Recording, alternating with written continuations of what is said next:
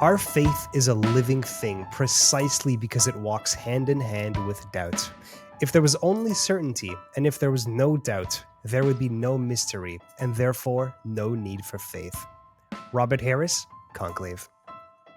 This is AMI Audiobook Review. I'm your host, Jacob Shamansky, and today we're reviewing Conclave by Robert Harris. It's a fictional, suspenseful drama about the election of a new pope. And we're doing this review with regular contributor Karoline Bordeau. Karoline, how's it going? Opening remarks. So, as everybody probably realizes, we have a new pope. And when we were trying to figure out what to talk about for this segment, everybody was talking about the book Conclave, and everyone had seen the movie. I had not seen the movie or read the book at that point, but decided, well, yeah, it's fiction, but let's just go with it anyway. So here we are. Yeah, and a lot of people are saying that the book is better than the movie. A lot of people are saying that the book is better than the movie, as always. And As always. I was so excited when you suggested this, when you actually weren't the only contributor to the show to suggest we read this one. So glad you brought it up. The movie, I see why it would not work, because this book is very there's a lot of internal deliberations from the main character, and I don't know how the hell they would do that in the movie. But if I had to give an opening statement, this book is awesome and super over the top, and I love it. I think it's worthwhile reading the synopsis real quick. It's pretty short too. Right. Behind the locked doors of the Sistine Chapel, 118 cardinals from all over the world will cast their votes in the world's most secretive election. They are holy men, but they have ambition, and they have rivals. Over the next 72 hours, one of them will become the most powerful spiritual figure on earth. The audiobook is a little over 8 hours, so it's pretty short, and it's narrated by Roy McMillan, who does an amazing job narrating this thing. It's been a while since I've had a narration that really elevates the book like I've seen this one, and I'm not the type of person to get blown away by narration. This was one of them. Karoline, where do you want to start with this? Well, first I thought I would start by what does it mean to be conclave? And I just because at first um I didn't really know what they were talking about. I was like, is this the process? What is this? But it actually means to be under lock and key. So the secret voting procedures and the secret traditions. And the fact that these men are sequestered for however long it takes. They eat their meals together. They are bussed from location to location. They are not to speak to media. Even security people can't have cell phones. It's really incredible. And I don't know if you read this too, Jacob, but apparently the author spent some time speaking to people who know about actual conclaves um, to make it as realistic as possible. And what Robert Harris does especially well, and I'm not surprised to hear that he's done extensive research on this, but what he does extremely well is setting up the entire conclave. And he does it in two ways, by setting up the procedures, what's going to happen, Yeah, and also just setting up the playing field of which cardinals are most likely to win.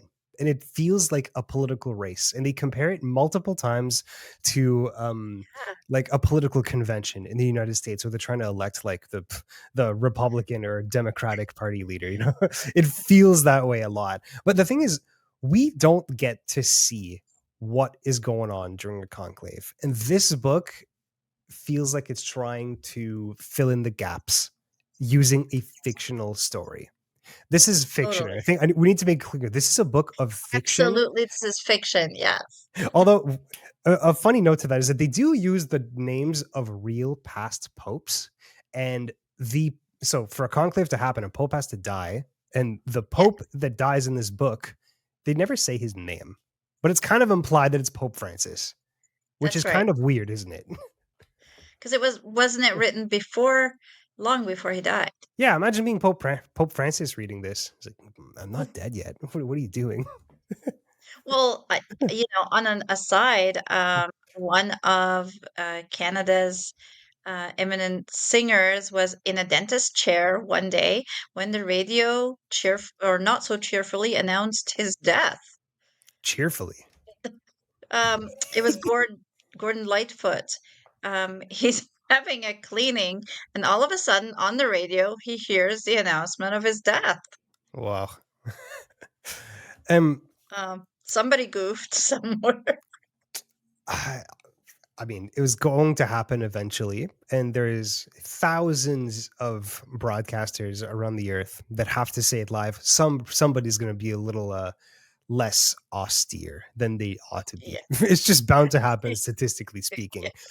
But this book really leans into that austerity, that tradition, how seriously everybody takes it. And you can feel the weight of the importance, 2,000 years of tradition, of strong opinions, and this like religious importance to this moment and the duty that these cardinals feel. You feel it yourself as a reader. You totally do. And it's so suspenseful. So a good chunk of the start of the book is just, like I said, spending time setting up the book, right? Who's at play and what are the procedures. But then once it starts, it gets so suspenseful, and you just have to keep It's turning the so page. And the suspense fast moving. Yeah. never lets up. It never lets up until the very end. And the pacing is excellent as well. And Relatively short book. Hmm? some of the things that are suspenseful are not things that you would necessarily expect. Like the woman that Mhm. the nun that gets brought over. So Oh yes. spoiler alert, Mhm. there's a nun that is sent over to help cook for the conclave or to cook for the pope or whoever. And it turns out that she had Mhm. history with one of the Yes, with potential one popes of the who main hadn't even been cardinals. there yet. Yes, and I want to keep that vague because we will do spoilers a little later because the Yes, ending is pretty wild. it Um, is really crazy.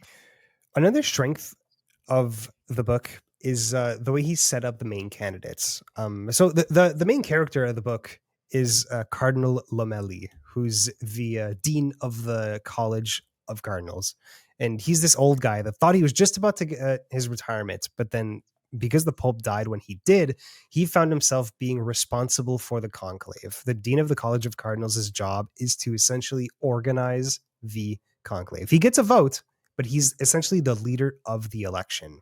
And one of the funny things is that he's actually like an eligible candidate to become Pope himself, which puts And him he in a bit does of a strange receive many position. votes throughout.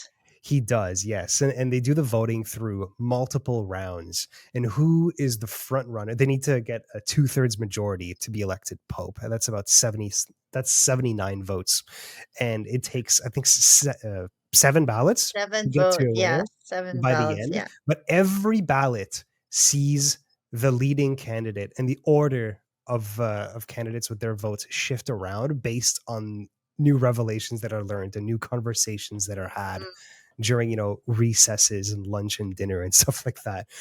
So uh, the candidates are pretty fun the way it's kind of spread out. It represents a lot of different philosophies and sects of mhm. Catholicism that are loosely spread out through geographical and linguistic and philosophical lines. Like for example, the the front runner heading into the conclave was Cardinal Bellini, who's an Italian theologian who's very well known for being fairly liberal but very thoughtful in his analysis of the Bible. Like he's very much a scholar of Yes, Christianity, and he's very respected for that. And then there's Cardinal Tremblay, the Canadian, the French Canadian guy, which is yes. hilarious.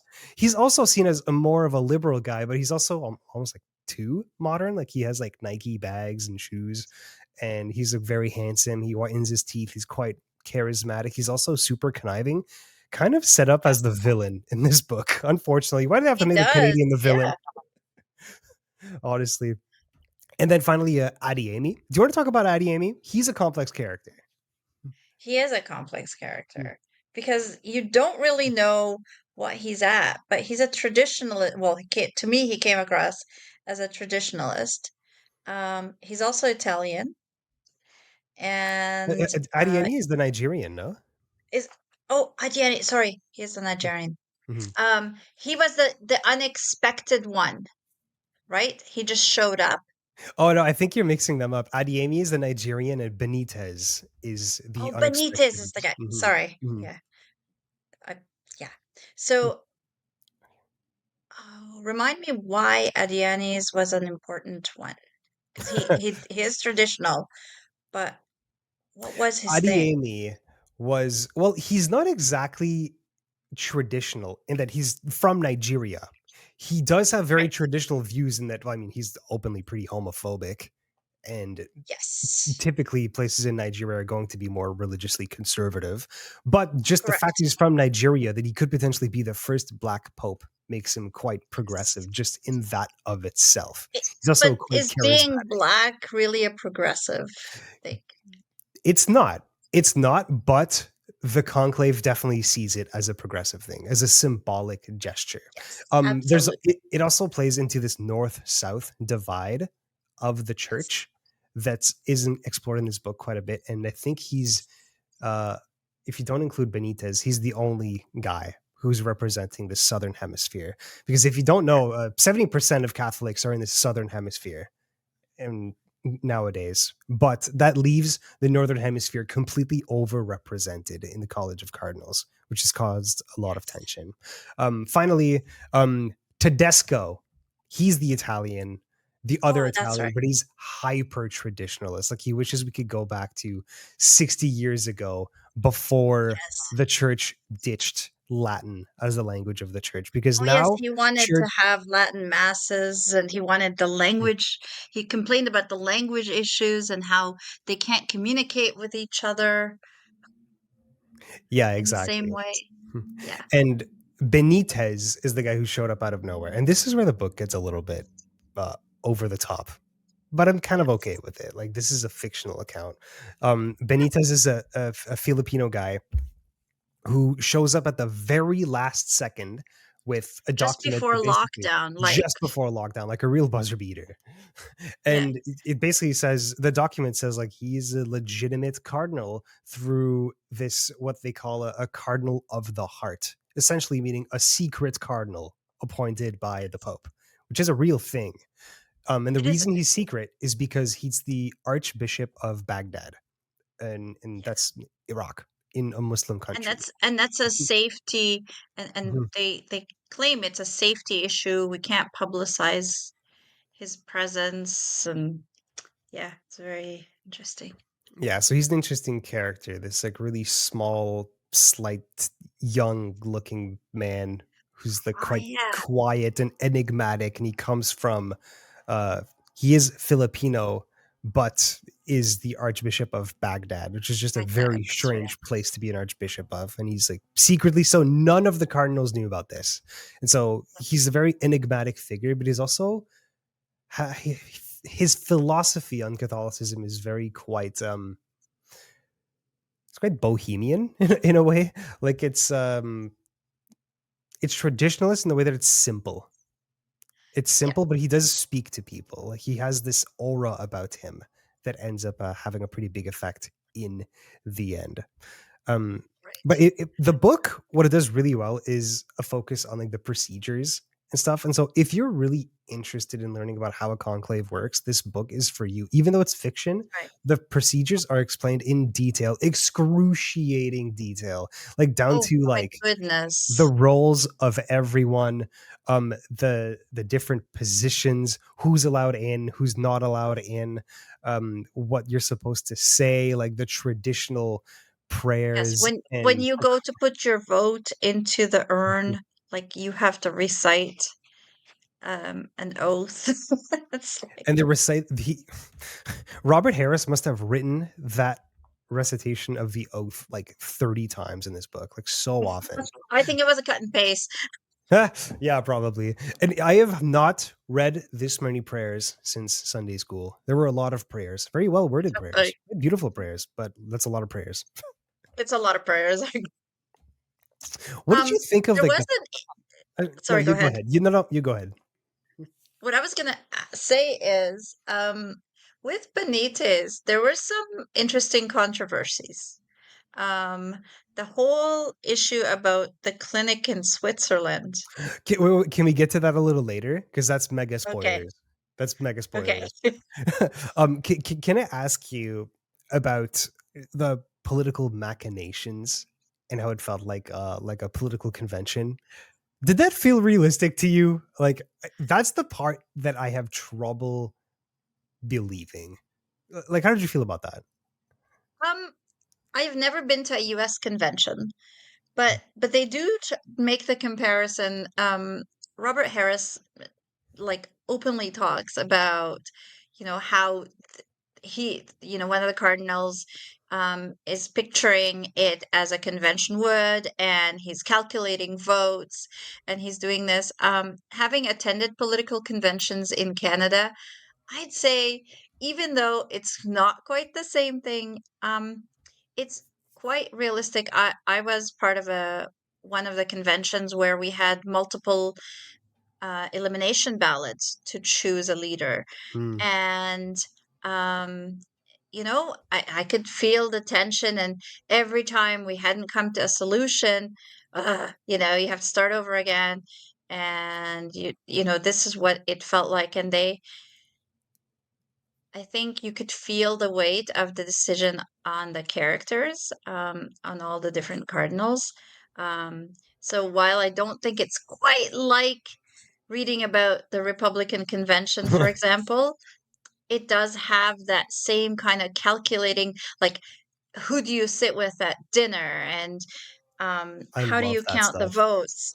Like, it was so, I don't know if you got to attend any political conventions, Jacob, but it felt very similar in the strategic um, analysis.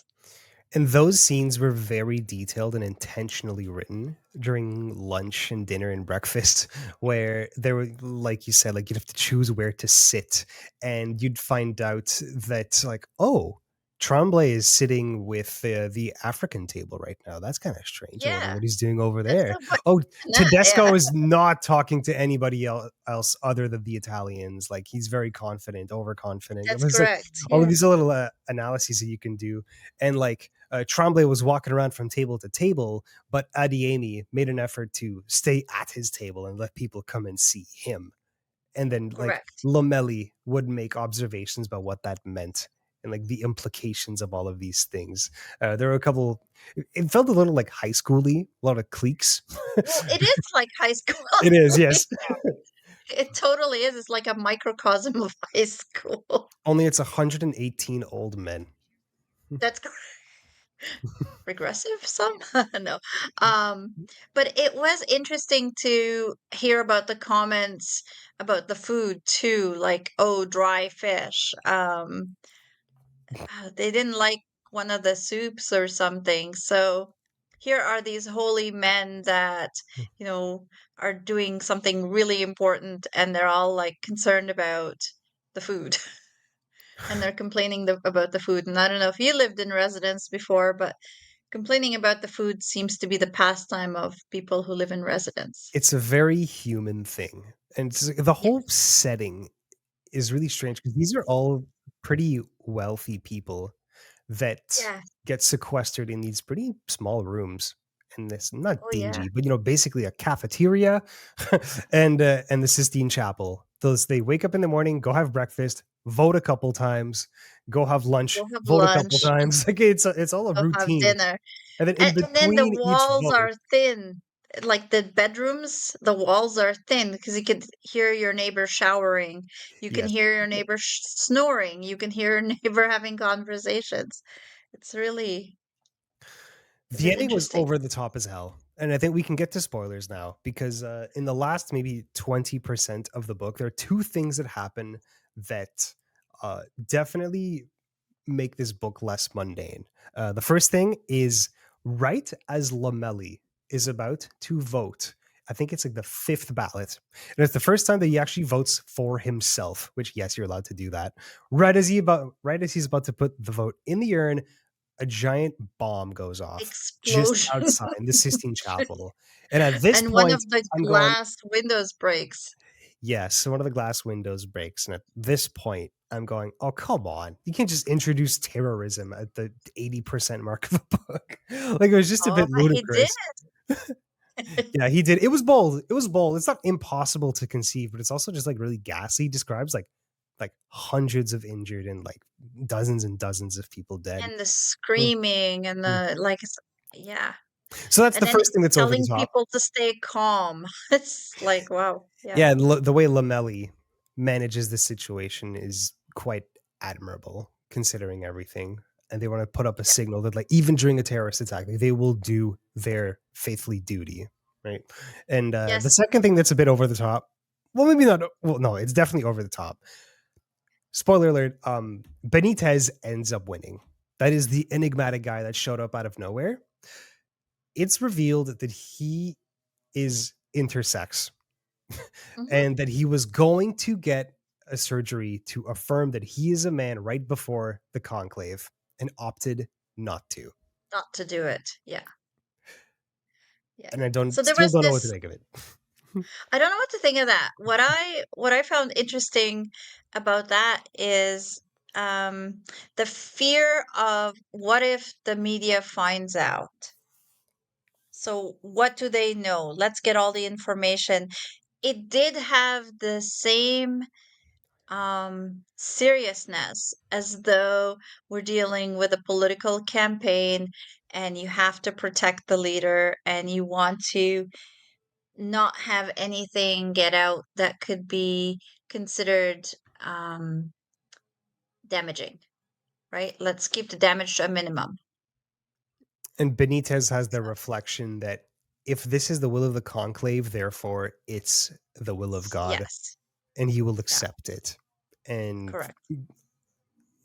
the dean of the College of Cardinals, he he decides like we have to keep this a secret, but the point is like this will come out eventually. Like you will get medical attention, you will die eventually and embalm your body. They're gonna find out.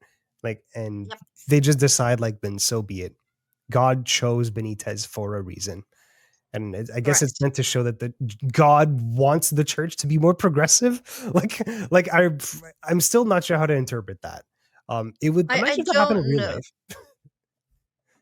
I could. I don't.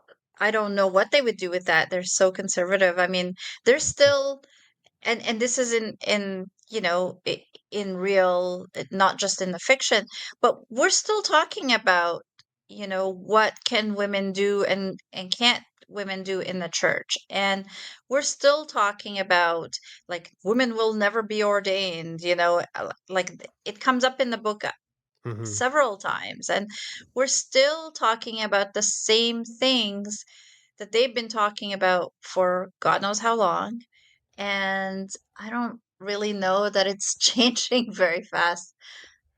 So,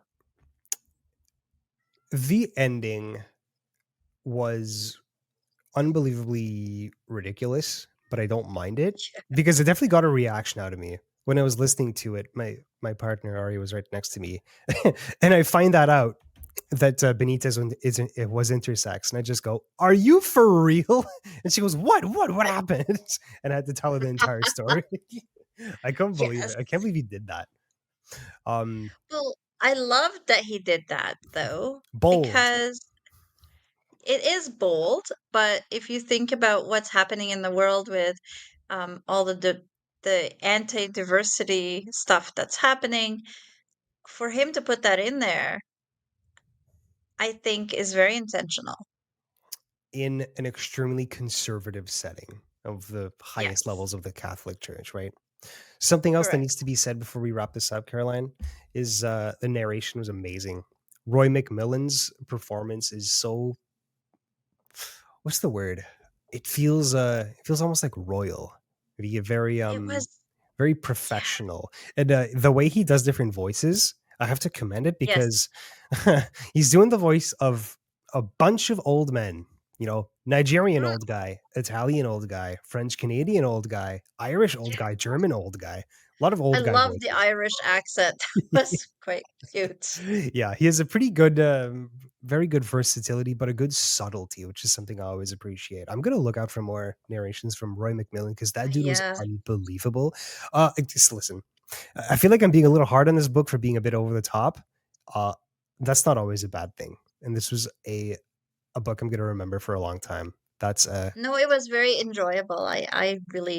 I'm glad we decided to talk about it, even though I mixed up the characters, but there were Mhm. a lot of characters. Conclave by Robert Harris was the name of this book. I'm giving it a solid 4 out of 5. Yeah, Caroline, I would say. let's move on. Yes. AMI Audio Book Review airs at 1 p.m. Eastern weekends on AMI Audio and repeats every 6 hours. We're also available as a podcast, and that includes YouTube. You can leave us feedback at audiobookrareview@ami.ca. That's audiobookrareview@ami.ca. You can also follow us on Instagram at AMI Audiobook Review. That's at AMI Audiobook Review. I'm Jacob Szymanski. Happy listening.